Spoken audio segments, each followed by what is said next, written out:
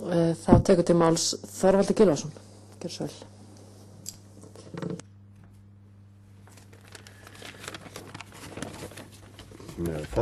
Formaður, virðulegur ráðsfulltrúar. Mér langar að lýsa djúpri ánægju minni með viðbrögð Ómars Ragnarssonar og Vilhjálms Þorsteinssonar við þeim viðbótarákvæðum sem við höfum lagt fram til mannréttindakaflans í dag. Og mér langar einnig að bregðast við því sem kom fram í máli Pawels Bartoszek og Eiríks Bergmanns Einarssonar. Við í A-nefndinni teljum að menningararfur íslensku þjóðarinnar verðskuldi sérstakt ákvæði og vernd í nýrri stjórnarskrá. Og við skilgreinum menningararfinn sem þjóðareign, ekki til að undirstrika eignarréttin sem slíkan, heldur þá ábyrgð sem fylgir varðveislu menningararfsins. Við höfum þjóðareignarákvæðið menningararfinn næst á undan alveg samskonar þjóðareignarákvæði náttúruauðlindirnar, einmitt til að undirstrika hliðstæðuna. Og orðalag beggja greina, eins og Ómar Ragnarsson rakti, tekur mið af lögunum þjóðgarðinn á Þingvöllum frá 1928. Og þar stendur: hið friðlýsta land skal vera ævinleg eign íslensku þjóðarinnar. Það má aldrei selja eða veðsetja. Með öðrum orðum, Þingvallalögin skilgreina þjóðareignarhugtakið. Þjóðareign er eign sem aldrei má selja eða veðsetja. Þjóðareign er með öðrum orðum þess eðlis, sem sagt, að hana má aldrei selja eða veðsetja. Hún er þess vegna annarrar náttúru en ríkiseign. Dæmi ríkiseign er skrifstofuhúsnæði í eigu ríkisins, til dæmis Arnarhvoll. Ríkiseignir má að sjálfsögðu selja eða veðsetja, það er ekkert vandamál. En þjóðareign er eign okkar sem lifum nú og ófæddra eftirkomenda okkar.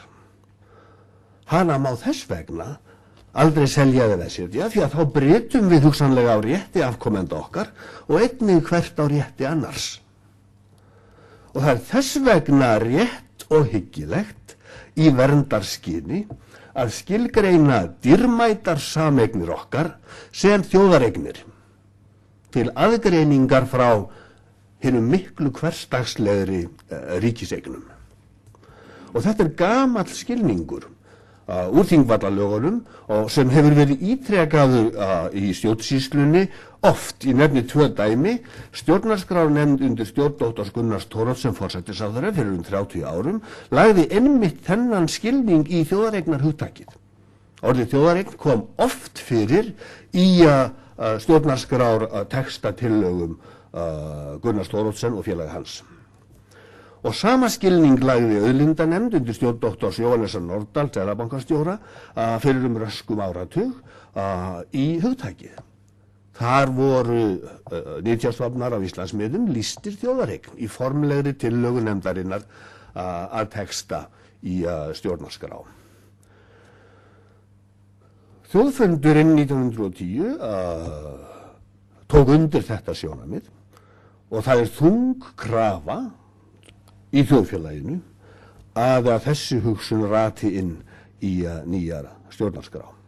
Og okkur finnst rétt að leggja sama skilning í menningararfinn sem þjóðareign.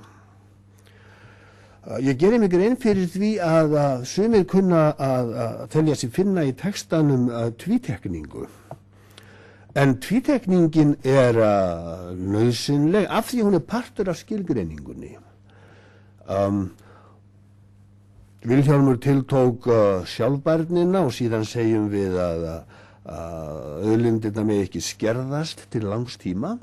Það má líta á þetta sem tvítekningu, en þetta er tvítekning sem þjónar þeim skýra tilgangi að það fari ekkert á milli mála. Að með sjálfbærni eigum við að til þess séð, að tryggt sé, að auðlindirnar skerðist ekki til langframa.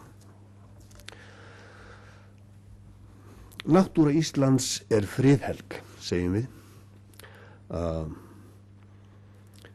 Hana ber hverjum og einum að vernda og virða.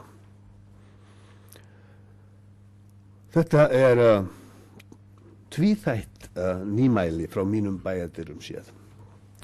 Með því að lýsa náttúruna friðhelga til jafns við friðhelgi einkalífs og friðhelgi eignarréttar annar staðar í mannréttindakaflanum erum við að undirstrika mikilvægi náttúrunar og gagnkvæman rétt hennar gagnvart okkur mönnunum. Og mér er ekki kunnugt svo afdráttarlaus náttúruverndar ákvæði í stjórnarskrám nálægra landa þótt til séu dæmi fjarlægari lönd sem hafa stigið skref í þessa átt. Og málið er þetta, við höfum ekki leyfi til að níða náttúruna, hvorki hennar vegna, né okkar sjálfra. Og í annan stað er réttur þjóðarinnar til heilnæms umhverfis og óspilltrar náttúru skilgreindur í okkar texta sem mannréttindi. Og þetta gerum við til að hnykkja á mikilvægi þess að við virðum og verndum umhverfið.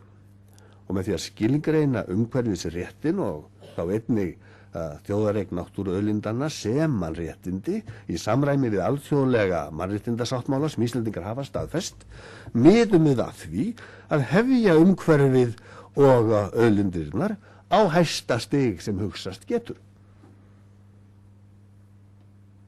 Sem er nokkuð góð íslenska, séra Matthías hefði getað talað hæsta stig sem hugsast getur, úr því að Vilhjálmur kvartaði undan því. Við setjum markið reyndar jafn hátt í þeim greinum sem fjalla menntun og heilbrigðisþjónustu og almannatryggingar sem njóta nú verndar í stjórnarskrá samkvæmt okkar tillögum í fyrsta skipti. En friðhelgi náttúrunnar þýðir þó auðvitað ekki að við megum ekki nýta hana, en það segir sig sjálft.